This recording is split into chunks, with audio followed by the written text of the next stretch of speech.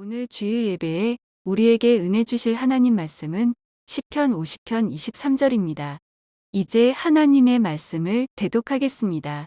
하나님의 말씀을 경청하시기 바랍니다. 감사로 제사를 드리는 자가 나를 영화롭게 하나니 그의 행위를 옳게 하는 자에게 내가 하나님의 구원을 보이리라.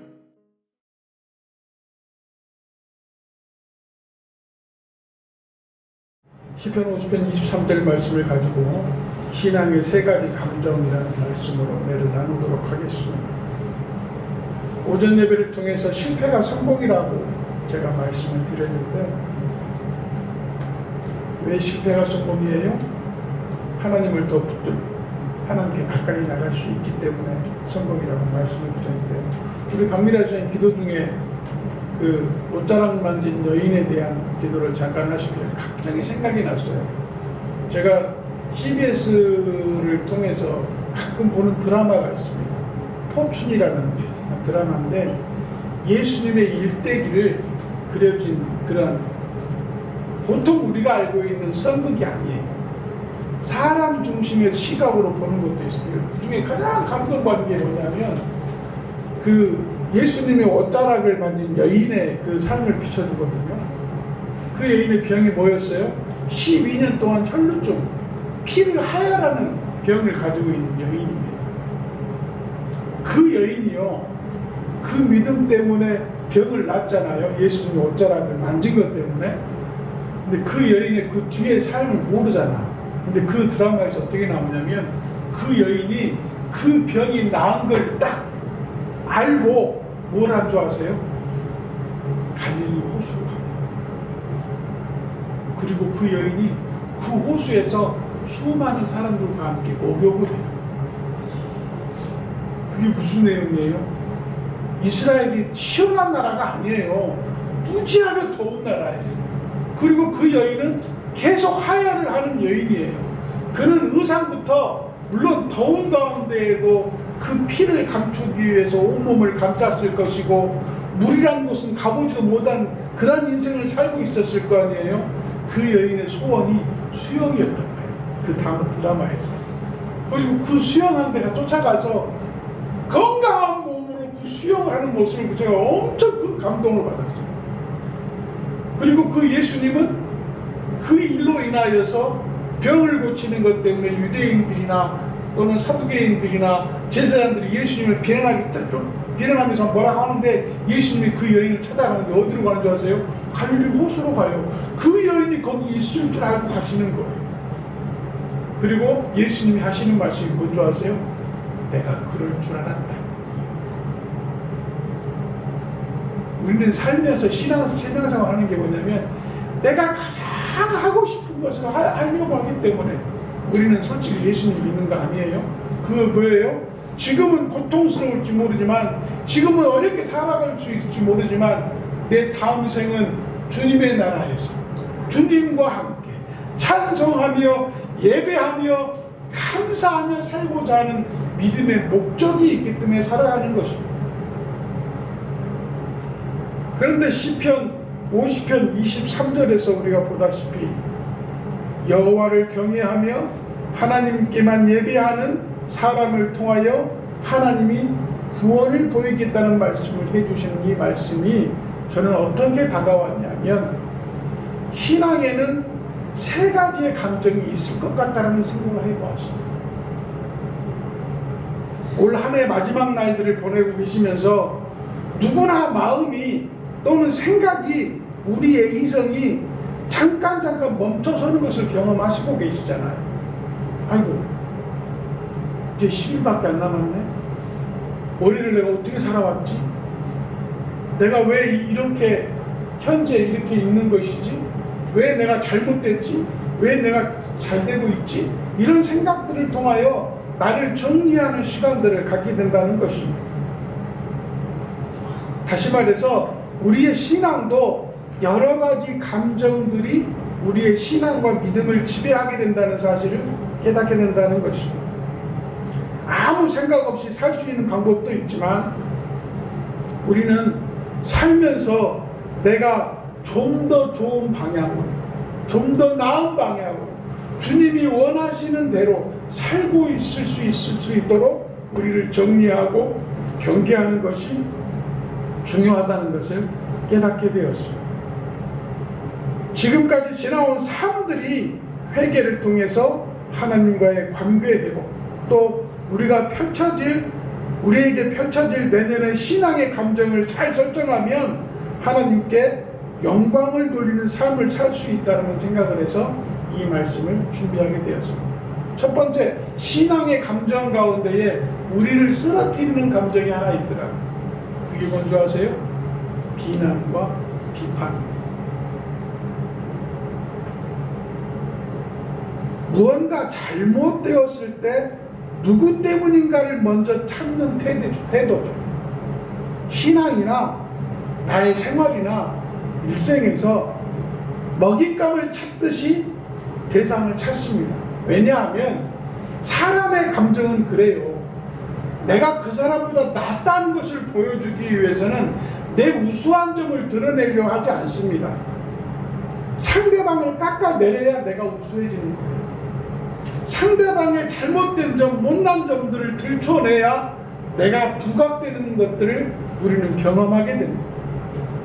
뿐만 아니라 뭔가를 지적하고 잘못을 찾고 가르치려고 하는 이유가 이 행동과 말들을 통해서 자신의 위치와 위치에 따른 순서를 결정하는 모순을 갖기 때문입니다. 상대적 비교는 시간과 연륜과 경험이 우위를 가지는 것이 절대적인 방법이 아니며, 또한 비난과 비판을 통해서 내가 우위에 설 수 있다는 것을 버려야 된다는 것입니다. 그게 창세기의 처음 시작이 뭔지 아세요? 아담과 하와에게도 내려졌던 선악과의 열매의 사건에서 나타납니다.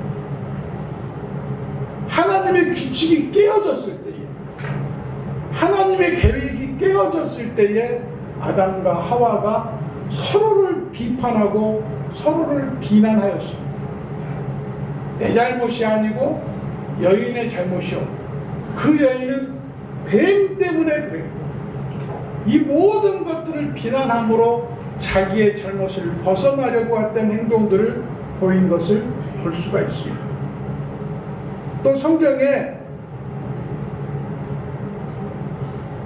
다윗과 압살롬의 싸움에서 나타난 시므이라는 사람에 대한 방법에서도 나오죠. 다윗과 압살롬의 방법에서의 싸움이 무엇이냐? 다윗과 압살롬은 어떻게 보면 성경적으로 똑같은 범죄를 지은 사람입니다. 압살롬은 다윗의 셋째 아들이었죠. 또 다윗의 큰 장자가 암몬이었습니다. 암몬은 압살롬의 누이를 가지고 있던 그 누이가 암몬에 의해서 겁탈당합니다. 그래서 압살롬이 암몬을 죽이잖아요. 그리고 그 압살롬은 아버지인 다윗도 똑같은 범죄를 저지른 자였는데 하나님이 심판하지 않으니까 당시에 압살롬이 암몬을 죽일 때 이스라엘 백성이 박수쳤어요. 다윗도 회개 안 하고 하나님께서 말씀하신 그 규칙대로 살지 않고 누군가를 범하여 또 다른 자식을 낳았어요.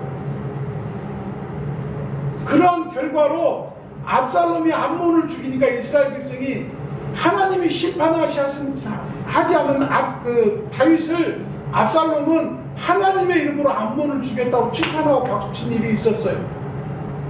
똑같은 일을 범죄를 하였으나 그 일을 통하여 다윗이 압살롬을 피해 도망다닐 때에 시므이란 사람이 그 압살롬과 다윗 중간 사이에서 권력을 향하여 쫓아가는 사람의 절대적인 모습을 보인 일이 있었습니다. 그럴 때에 다윗도 비난하고 압살롬도 비난했던 사람이 시므이란 사람입니다. 우리의 신앙이 왜 비난과 비판 가운데서 벗어나지 못하냐면요, 저는 그렇게 생각합니다. 제가 한번 설교를 드린 적이 있는데, 내가 가진 환경이, 내가 가진 위치가, 내가 가지고 있는 지금의 자세가, 내가 가진 일이 내 무력이 되거나 내 힘이 될 때에 사람으로 하여금 하나님을 떠나게 한다는 거예요. 내 일이 내 무력이 돼서는 되지 않습니다. 내 일은 하나님의 도구가 될 때 하나님이 사용하시게 되어 있습니다.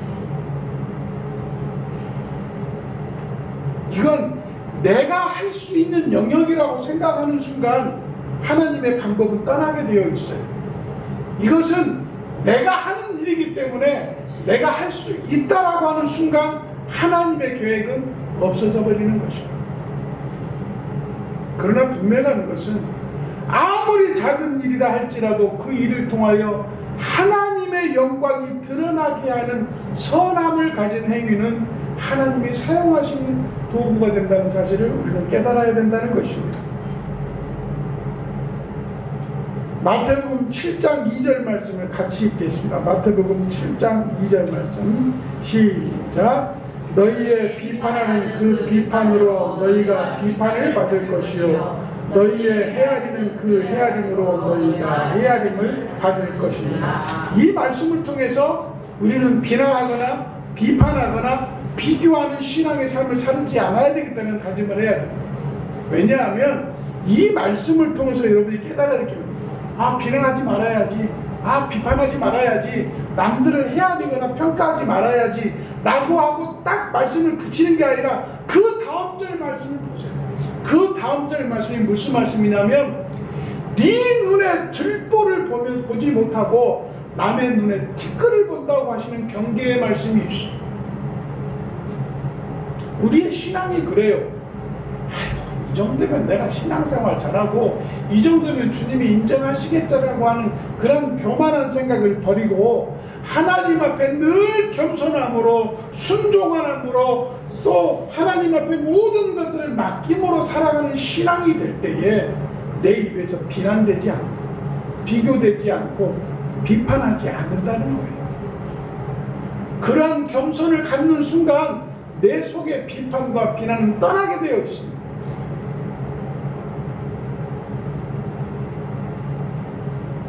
사랑하는 성도 여러분,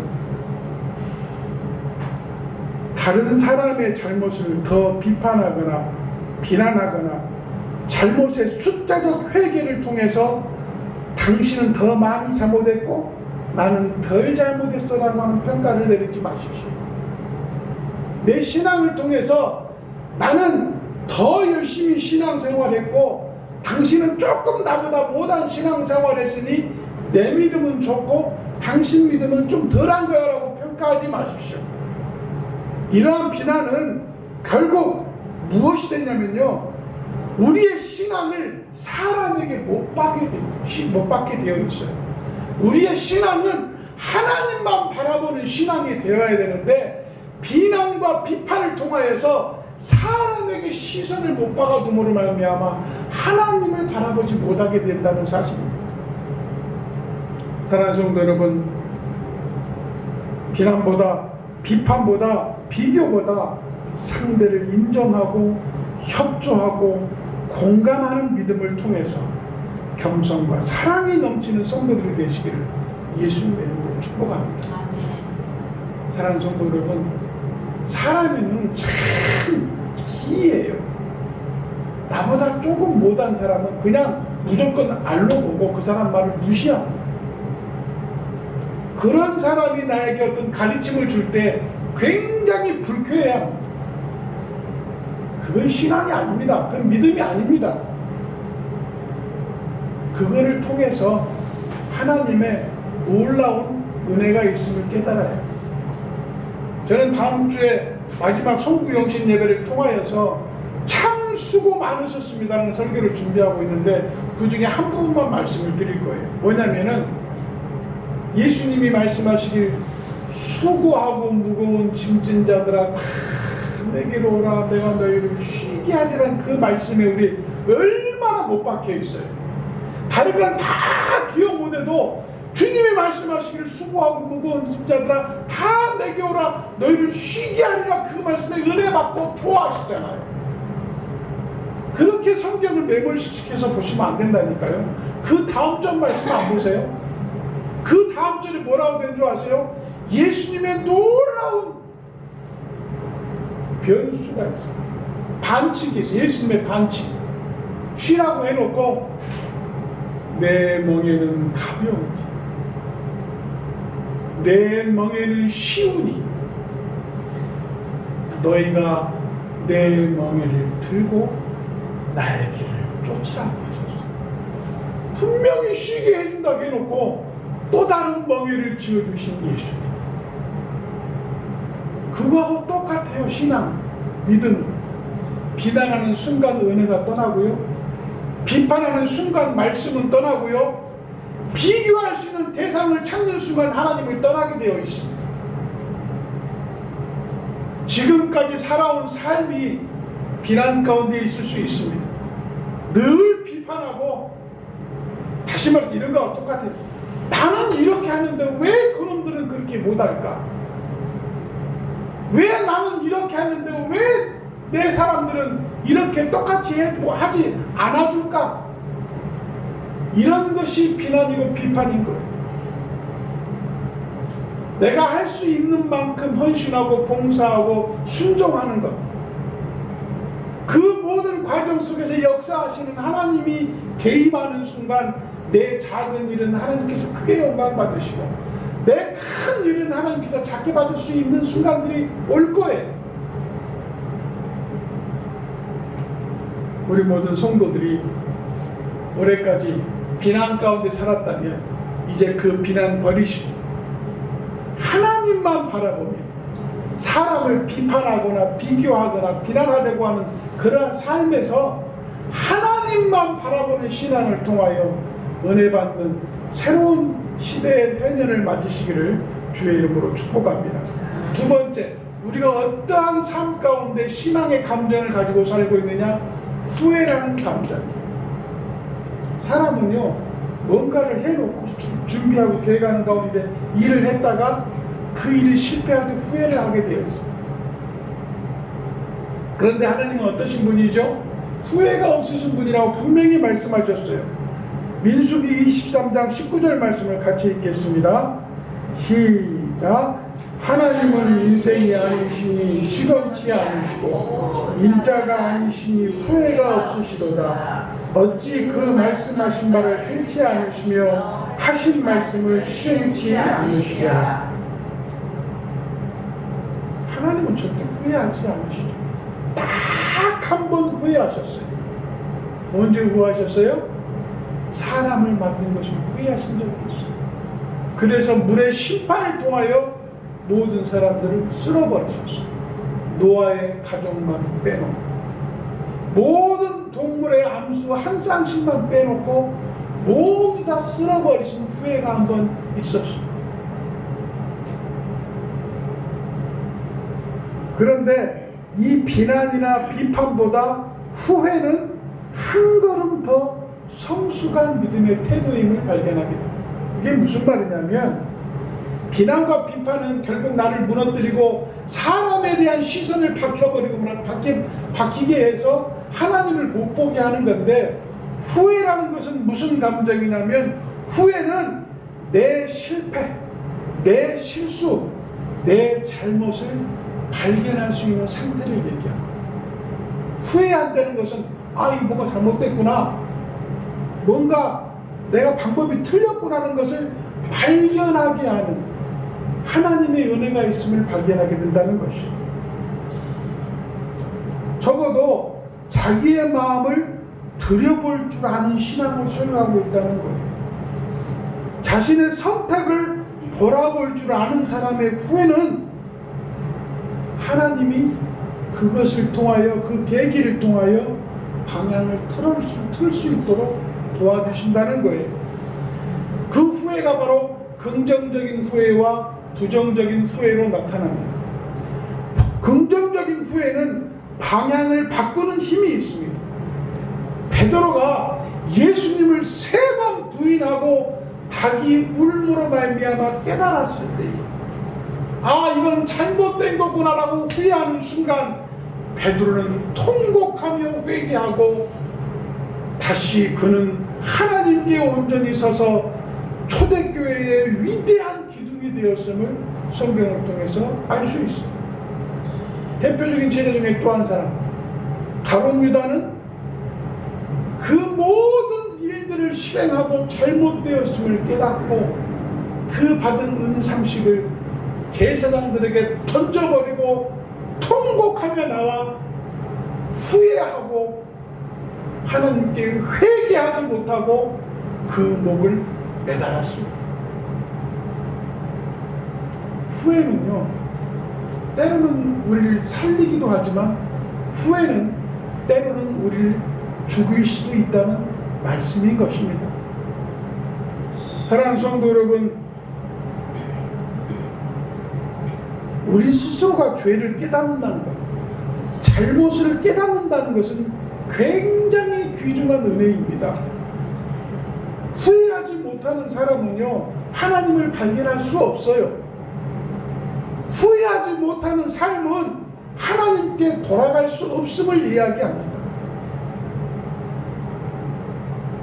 제대로 된 회개는, 나아가지 못한 후회는 결국 신세한탄과 자기 파괴로 이어짐을 우리는 알 수 있습니다.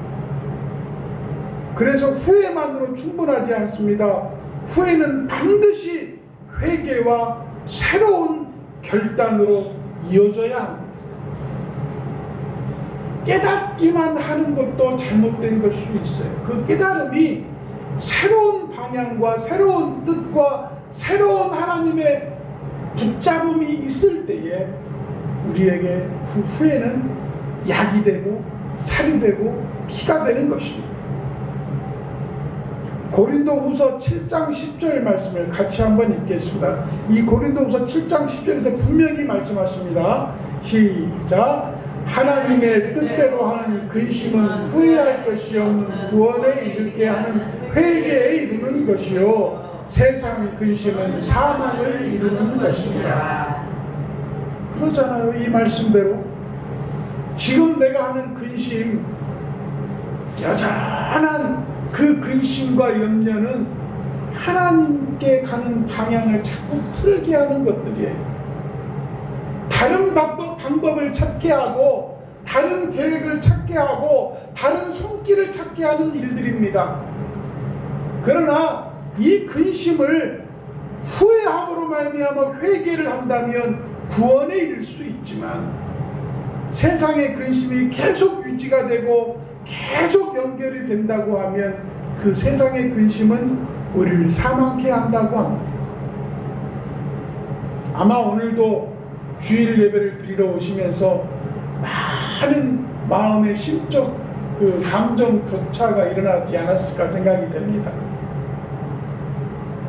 올해 내 믿음의 신앙의 뜻이 주의를 범하지 않겠다라는 생각을 가지고 살았는데, 내 육신의 일로 인하여, 내 환경적인 세상의 일로 인하여, 내 감정적인 결단의 의미가 약해짐으로 인하여 온전히 주의를 지키지 못한 성도가 있을 것입니다.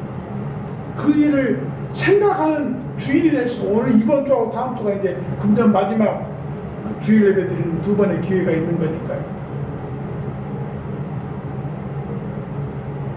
그게 내 신앙에서 깨닫게 하는 하나님의 후회가 나에게 주어졌다고 하면, 이제 우리의 삶의 방향을 지금은 가끔은 내 마음대로 살던 그러한 신앙의 결단이었다고 하면, 새롭게는 2026년도 말에 하더라고요. 2026년도에는 하나님만 바라보고 달려가는 말처럼, 끝까지 그 경주를 완주하는 말처럼 우리의 신앙을 변화하기 위한 후회로 여러분들에게 은혜로 다가가기를 주님의 이름으로 축복합니다. 아마 이 말씀을 듣고도 우리는 또 나가서 오늘도 후회하고 내일도 후회하는 삶을 살지도 모르겠습니다. 하나님의 뜻을 쫓아 하나님만을 바라보는 정진하는 후회는 신앙생활을 통해서, 믿음 생활을 통해서 하나님이 은혜 주시고 또 힘을 주시고 또한 피할 길도 주시어서 하나님께 감사할 수 있는 일들로 채워주실 줄로 믿습니다. 그렇다고 하면 지금 비난하고 비판했던 삶, 또 우리가 후회하는 삶을 통해서 두 가지 감정을 가운데서 은혜를 나누었는데, 그렇다고 하면 우리가 어떠한 감정을 가지고 살아야 되느냐? 마지막으로 말씀을 드리고 싶은 것은 감사의 마음을 가져야만 한다는 것이에요. 감사에 대한. 왜 이 말씀을 드리냐면, 비난을 그치고 비판을 그치고 후회를 돌이켜서 하나님만을 바라보는 우리의 그 믿음을 통하여 감사로 채울 때에 비난이 사라지고 감사로 채울 때에 후회가 없어진다는 것을 깨닫게 되는 것입니다. 오늘 본문 말씀처럼 감사로 제사를 드리는 자는 나를 영화롭게 한다고 하신 말씀이 뭐냐?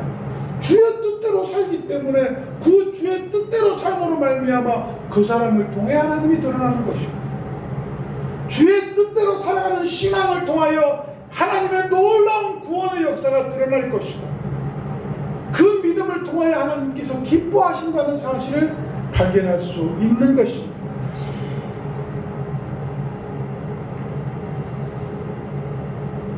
우리가 한 가지 깨달아야 될 것은요, 감사한다는 것은 모든 일이 잘 돼서가 아닙니다.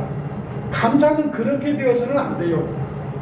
잘못되더라도, 잘 되지 않은 일이라 할지라도, 내 방법대로 되지 않는 일이라 할지라도 하나님의 손길을 발견하는 것이 감사한 거죠. 하나님이 나와 함께하고 있는 것을 아는 것이 감사한 거예요. 결과만 보고 있는 믿음은 하나님이 원치 아니하시는 거예요. 내가 원대로 내 건강이 지켜지지 않은 것이, 내가 하는 방법대로 되지 않은 것이 하나님께 비난하고 하나님을 믿는 것이 후회하는 삶에 대한 믿음의 그런 삶 속에 살기를 원하지 않는 것인 것처럼, 하나님은 그 일이 잘 돼서 감사받기를 원하시는 게 아니에요. 하나님은 잘 되지 않더라도 그 일을 통해서 하나님이 일하셨다는 것을 발견하는 눈을 가진 사람들을 하나님이 기뻐하신다는 거예요. 사랑하는 성도 여러분, 2025년도 북광주 침례교회 보세요. 뭐 하나 달라진 게 있어요? 우리에게 수많은 하나님의 사람들이 늘어났습니까? 수많은 기관들이 부흥하고 온전히 되었습니까? 큰 교회에서 하는 것처럼 크리스마스 이브날 북치고 장구치고 캐롤 부르고 춤추고 노래하고 성신앙독하고 하는 그런 일을 준비하고 있습니까? 그러지 않잖아요. 사람 눈으로 볼 때에는 정말 힘이 없고 나약하고 부족하고 하나님 앞에 부끄러운 교회인데, 우리는 그렇게 후회할 시간이 없어요.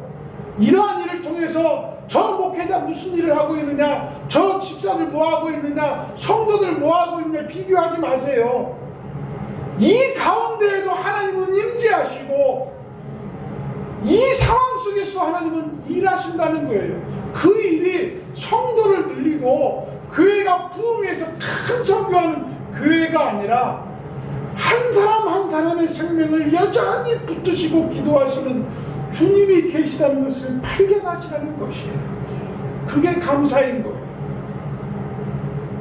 이 자리에 나와서 예배하는 여러 성도님들이 하나님이 너무 기뻐하신다는 것을 발견하시라는 거예요. 그게 감사인 거예요.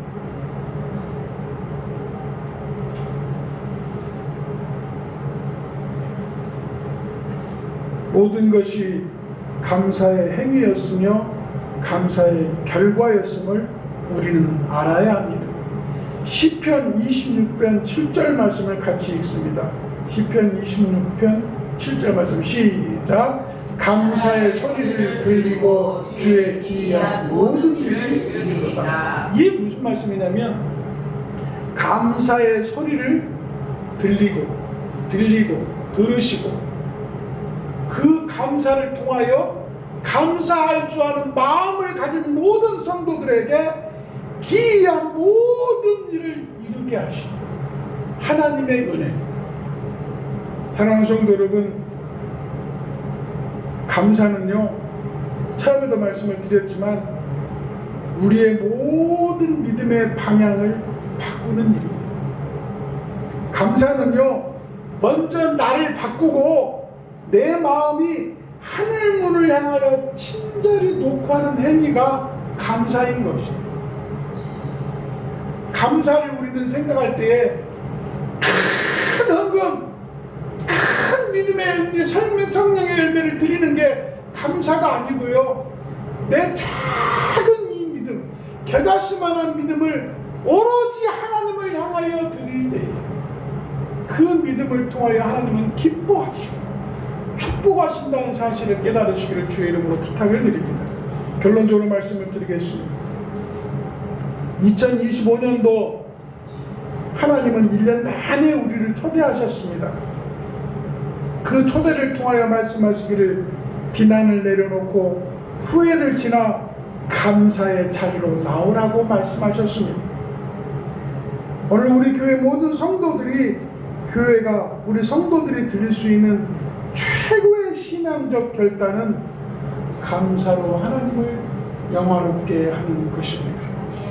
그 감사로 감사의 마음으로 예배하는 것입니다. 우리의 삶이 감사로 전환되고 바뀐다면 반드시 우리를 축복하고 주 안에서 승리하게 하실 줄로 믿습니다. 사랑하는 성도 여러분, 생각해 보세요. 지금 우리 눈은 좀 극단적으로 말씀드릴게요.